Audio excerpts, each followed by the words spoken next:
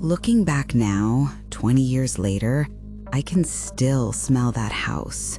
Wet laundry mixed with burnt grease, stale cigarettes, and something else I couldn't identify then, but recognize now as fear. It was the kind of smell that clings to your clothes and follows you home, seeping into your dreams long after you've escaped. The sleepover at Mac Wallen's house started like any other 6th grade birthday party. We were a tight group of kids from a small town where nothing exciting ever happened.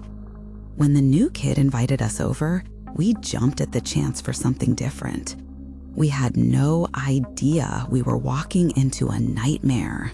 Mac's house sat at the end of a dead-end street, sagging under the weight of neglect. The yard was more dirt than grass, littered with empty beer cans and cigarette butts. 2 broken lawn chairs sat on a rotting porch, and one shutter hung by a single rusted hinge, creaking in the wind like a broken wing.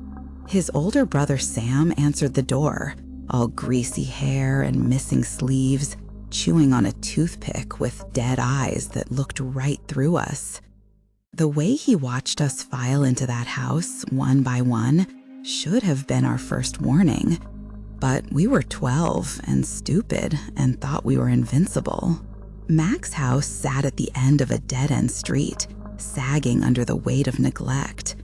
The yard was more dirt than grass, littered with empty beer cans and cigarette butts. 2 broken lawn chairs sat on a rotting porch, and one shutter hung by a single rusted hinge, creaking in the wind like a broken wing. His older brother Sam answered the door, all greasy hair and missing sleeves, chewing on a toothpick with dead eyes that looked right through us. The way he watched us file into that house, one by one, should have been our first warning. But we were 12 and stupid and thought we were invincible. The living room carpet was this sickly gray color that crunched under our feet, stained with things I didn't want to think about. Mac's parents left for the bar almost immediately, leaving us alone with Sam, who spent the evening lurking in doorways with that twisted grin. At first, we tried to pretend it was normal. We ate stale cake, played video games, and pretended not to notice the roaches scurrying across the walls when we turned on the lights. But normal died the moment Mac led us to his bedroom. "I got something way better than any movie," he said, pulling open this old wooden chest that sat at the foot of his bed like a coffin. The wood was dark and scarred, carved with initials and crude drawings that made my skin crawl. When he lifted the lid, the hinges screamed like something in pain. Inside were stacks of unmarked VHS tapes, dozens of them, piled like secrets waiting to be spilled. Mac grabbed one at random and slid it into the ancient VCR connected to their tiny television. The screen flickered to life with grainy, handheld footage that made my stomach drop. It was his parents, his actual parents, in their bedroom, naked and doing things that no kid should ever see their parents doing. But worse than that, they weren't alone. There were other people, strangers with faces we couldn't quite make out in the dim light, all tangled together in ways that made several boys look away. "That's just the warm-up," Mac said, his voice cracking slightly. "Dad filmed everything. Want to see the really good stuff?" He held up another tape, this one labeled with what looked like dates going back years. Sam stood behind us, arms crossed, watching our faces as we watched the screen. "Pretty wild, right?" he said. "You ain't seen nothing yet." None of us said anything. We just stood there frozen, not knowing how to process what we were seeing. It felt like we'd stumbled into some adult world that we weren't supposed to know existed, a world of secrets and shame and things that happened behind closed doors. But the tapes were just the beginning. Mac reached into the chest again and pulled out a shoebox, heavy and rattling with something inside. He opened it to reveal a collection of things that made my blood run cold.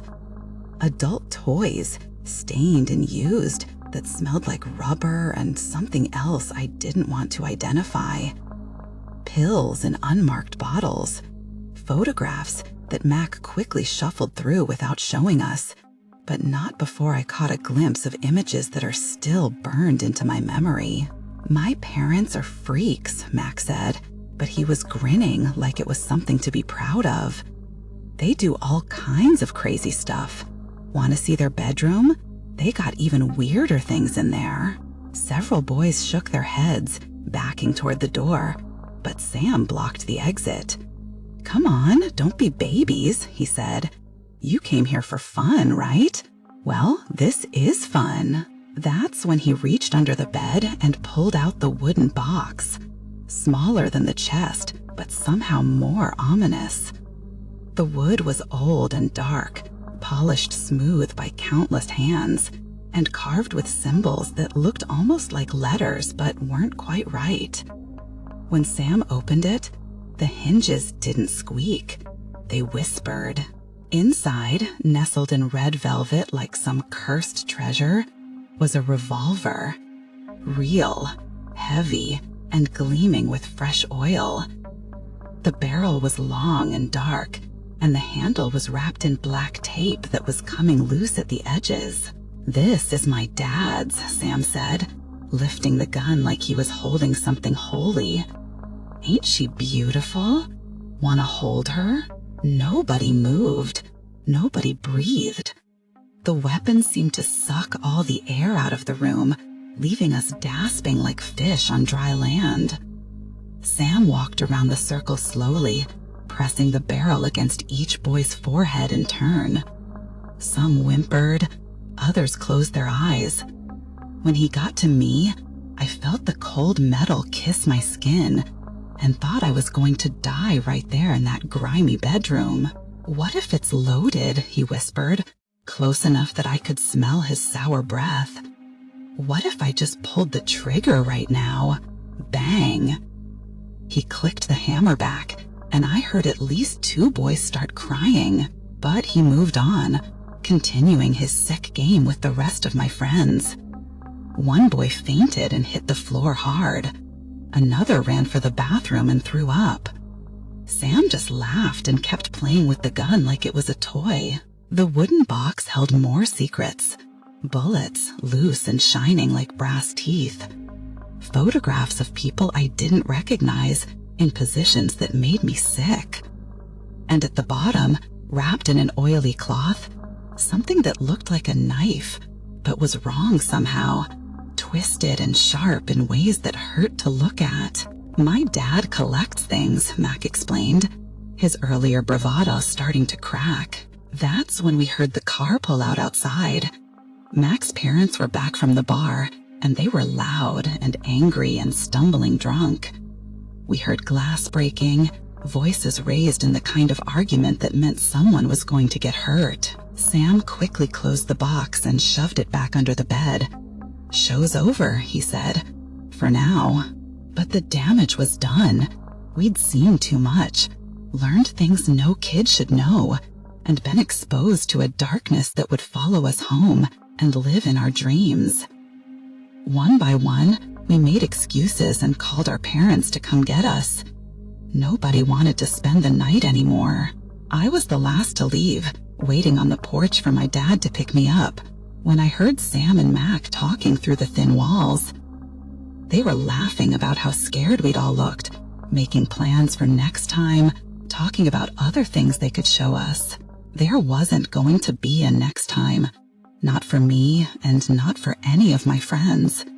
Some doors, once opened, can never be closed again, and some secrets are too heavy for kids to carry. The Wallen family disappeared a few weeks later, leaving behind nothing but an empty house and traumatized kids who would never be quite the same. The house stood empty for years, boarded up and slowly rotting, until it was finally torn down and replaced with nothing. But sometimes, late at night, I still dream about that wooden box and wonder what other secrets it held. And I wake up grateful that I'll never have to find out.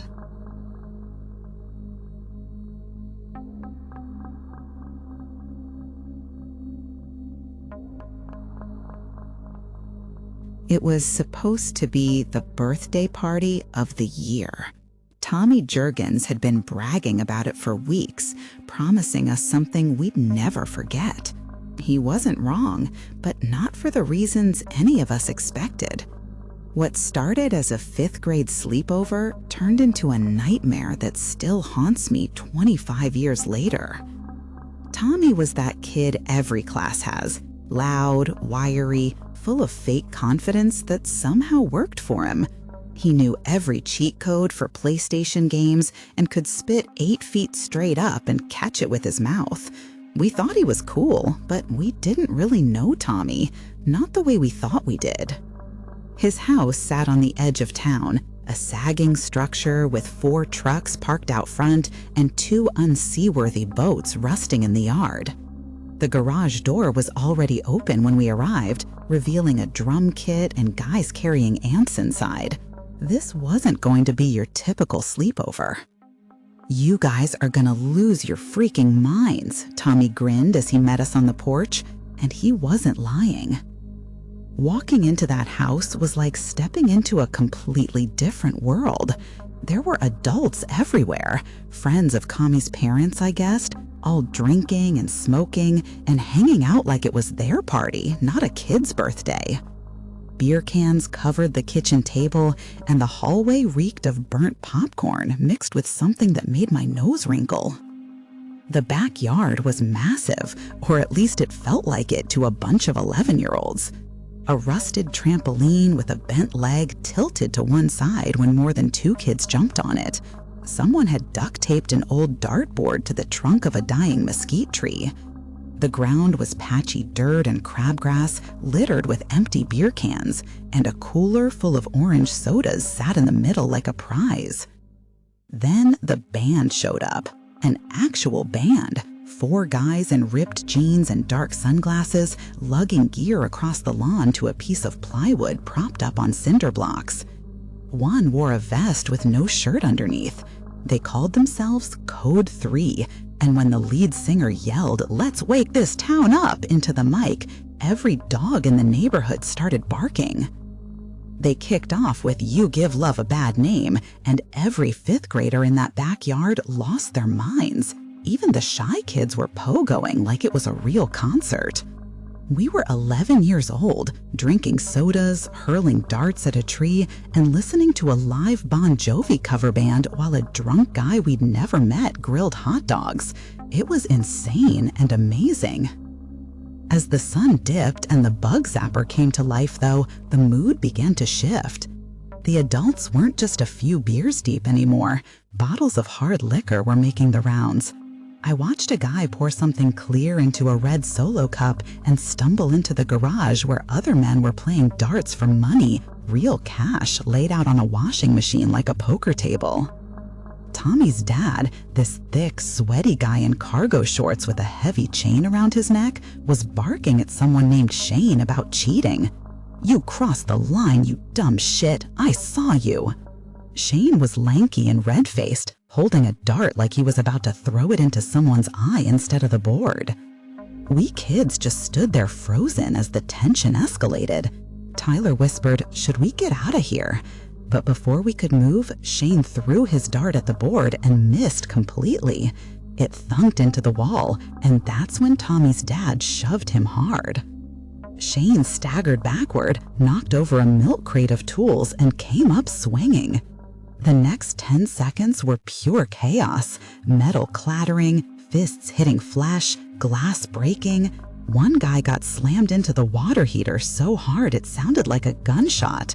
We just stood there frozen while several kids started crying. The fight broke up when Tommy's mom came in screaming at both men to knock it off. She had this voice like salt and vinegar, and I watched her dig her nails into Tommy's dad's arm and drag him out by the skin.